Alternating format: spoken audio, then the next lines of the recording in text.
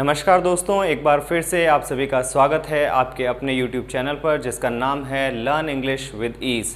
तो चलिए शुरू करते हैं आज का टॉपिक जो है सेंटेंस करेक्शन। Let's start. तो देखिए आज का जो पहला सेंटेंस है, one of my friends are going abroad. One of my friends are going abroad. अब हमें पता करना है कि भाई इसमें क्या प्रॉब्लम है।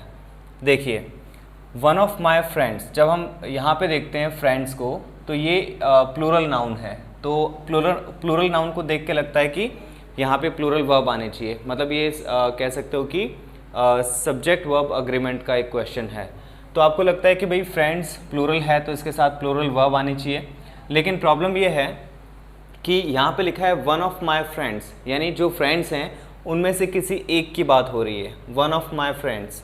तो जब एक की बात होती है तो फिर हम आर यूज़ नहीं करेंगे, हम यूज़ करेंगे इज़। तो यहाँ पे आप इसे हटाएं और इसकी जगह यूज़ करें इज़। अब सेंटेंस करेक्ट है, राइट। ऐसे और भी सेंटेंस बन सकते हैं, one of my friends, one of my neighbours, one of my colleagues, right, one of my classmates. तो ये सारों में ध्यान रखिएगा ये सिंगुलर होते हैं। ओके, चलिए second sentence, every boy and girl were ready for the exam. अब इस सेंटेंस में जैसा कि आप देख पा रहे हैं कि ये स्टार्ट हो रहा है एवरी से, एवरी बॉय एंड गर्ल।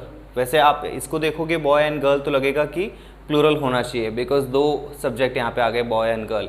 लेकिन यहाँ बात हो रही है एवरी, है ना। तो एवरी जो होता है दैट इज़ प्रत्येक, हर एक, प्रत्येक, राइट। तो उस केस में सिंगुलर बन जाता है, एवरी बॉय एंड गर्ल। तो वर नहीं लगा के आप यहाँ पे यूज़ करेंगे वॉज। तो यहाँ आप लिख दीजिएगा वॉज। इनको मैं अंडरलाइन कर देता हूँ ताकि हमें पता चले कि हमने करेक्शन क्या किया है। चलिए नेक्स्ट है, this is the better of the two proposals. This is the better of the two proposals. अब यहाँ पे क्या दिक्कत है, देखिए हर कोई इसको देखेगा तो ये बोलेगा कि भाई बेटर जो है वो कंपैरेटिव डिग्री है। जो हम डिग्रीज ऑफ एडजेक्टिव्स पढ़ते हैं तो बेटर कंपैरेटिव डिग्री है। तो कंपैरेटिव डिग्री के साथ आप द यूज़ नहीं कर सकते, ठीक है। आप सुपरलेटिव डिग्री के साथ द का यूज़ करते हैं तो आप बोलेंगे कि यहाँ पे ये मिस्टेक है। लेकिन ऐसा बिल्कुल नहीं है, ये बिल्कुल करेक्ट है। यहाँ पे द बेटर ही होगा। तो फिर यहाँ पे और बेटर क्यों होगा, देखिए यहाँ पे लिखा है द टू प्रपोजल्स। तो जब हम दो चीज़ों में कंपैरिजन करते हैं तो हम कंपैरेटिव डिग्री यूज़ करते हैं, राइट। तो यहाँ पे दो में ही कंपैरिजन हो रहा है तो बेटर ही आना चाहिए।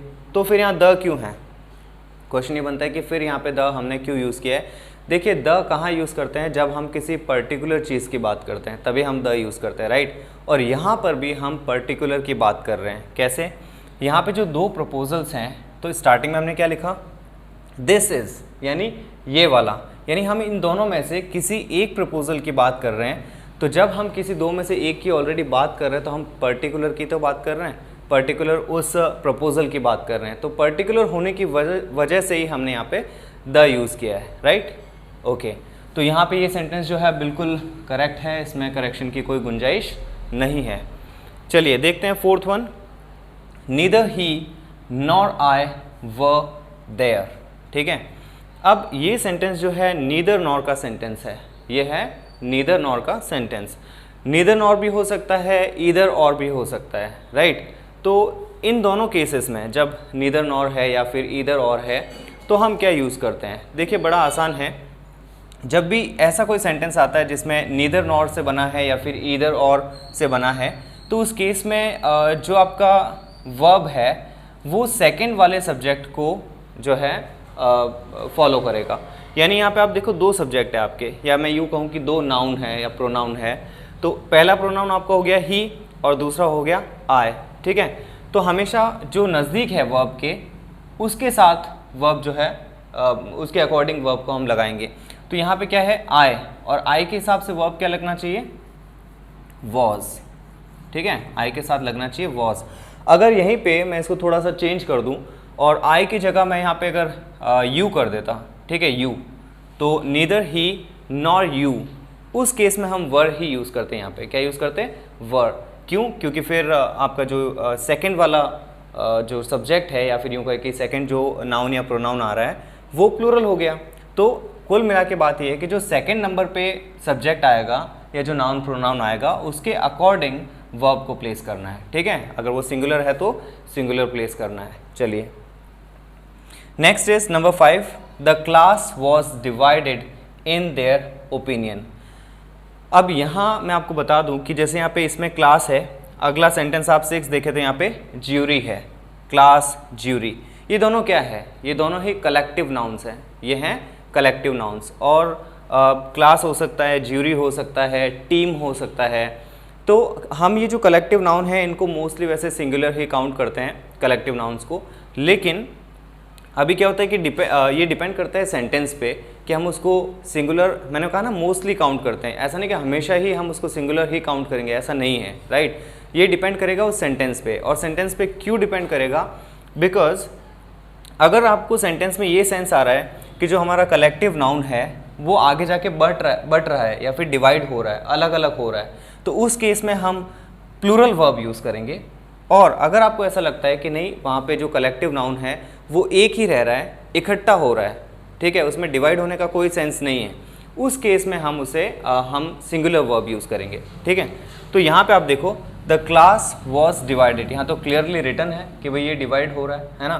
तो जब डिवाइड होने का सेंस है तो हम उसे प्लूरल ट्रीट करते हैं। और ये इसका आइडिया आपको यहाँ से भी मिल सकता है, ये देखिए इन देयर ओपिनियन, यहाँ पे इट्स ओपिनियन नहीं लिखा है।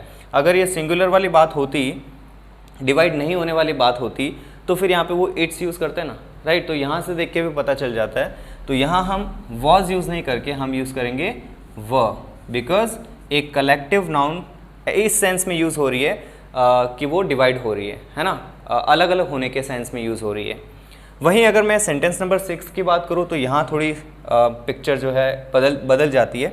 The jury were unanimous in its decision. तो यहाँ पे मैं देख रहा हूँ कि यूनैनिमस लिखा है। यूनैनिमस का मतलब क्या है, एक मत होना, है ना, सबके सब एक मत होना। तो यहाँ पे डिवाइड नहीं बल्कि यहाँ पे तो एक हो रही है चीज़ें, ठीक है।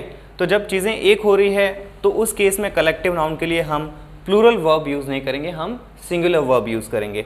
तो यहाँ आप वर यूज़ नहीं करके आप यूज़ करेंगे the jury was unanimous in its decision. अब आप देखिए वहाँ लिखा है इट्स, तो यहाँ से भी आपको पता लग जाता है कि यहाँ पे हम सिंगुलर के सेंस में बात कर रहे हैं, यानी इसको सिंगुलर ट्रीट करना चाहिए, राइट। तो अभी इसको लगा देते हैं अपन ने जहाँ करेक्ट किया है, ठीक है। और इसके अलावा यहाँ पे और एक यहाँ पे, ठीक है। चलिए अब बात करते हैं सेंटेंस नंबर 7 की। 7th है it was a darkest evening of the year. It was a darkest evening of the year. अब ये जो सेंटेंस है ये बिल्कुल मतलब ईजी वाला सेंटेंस हो गया, क्योंकि अभी जैसे मैंने स्टार्टिंग में जब एक सेंटेंस आपको करवाया था ये वाला, तो यहाँ मैंने आपको बताया भी था कि सुपरलेटिव डिग्रीज से पहले हम आर्टिकल द का यूज़ करते हैं। सुपरलेटिव डिग्रीज से पहले आर्टिकल द का यूज़ होता है। तो सिंपल सी बात है, डार्केस्ट सुपरलेटिव डिग्री है, तो यहाँ आप आर्टिकल अ यूज़ नहीं करेंगे, आप आर्टिकल द का यूज़ करेंगे। So simple. Next number 8, he will probably say no while it's worth asking, right. ये है आपका sentence, he will probably say no while it's worth asking. अब यहाँ इस सेंटेंस में भी एरर तो है ऑब्वियसली, और वो एरर कहाँ है, कंसेप्चुअल एरर है, कंसेप्चुअल, राइट। इसमें कंसेप्ट की एरर है। क्या एरर है कि भाई सेंटेंस का मीनिंग क्या हुआ, ही विल प्रोबेबली से नो, यानी शायद तक वो मना कर देगा, राइट, शायद तक वो मना कर देगा। वाइल इट्स वर्थ आस्किंग, लेकिन फिर भी पूछना ठीक रहेगा, ठीक है, फिर भी उससे पूछना ठीक रहेगा। तो हम जब हिंदी में भी सेंटेंस बोल रहे तो हम कह रहे हैं फिर भी, है ना। तो यहाँ कुछ ऐसा आना चाहिए ना, फिर भी के सेंस वाला, या फिर हालांकि, यद्यपि, ऐसा कुछ आना चाहिए। और उसके लिए इंग्लिश में वर्ड है दो, राइट। तो यहाँ हम यूज़ करने वाले हैं दो।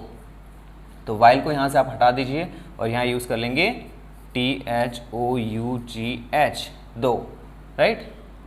तो अब ये सेंटेंस क्या हो गया, ही विल प्रोबेबली से नो, कि हालांकि वो प्रोबेबली यानी कि शायद तक वो मना करेगा, दो इट्स वर्थ आस्किंग, फिर भी पूछना ठीक रहेगा या पूछना चाहिए, है ना। तो ये थे आज के सेंटेंस करेक्शन। कुछ सेंटेंसेस मैंने आपके सामने रखे और उनको करेक्ट किया। आई होप आपको समझ में आया होगा। अगर आपको वीडियो अच्छा लगा हो तो please like, share and subscribe ज़रूर कीजिएगा। Thank you for watching.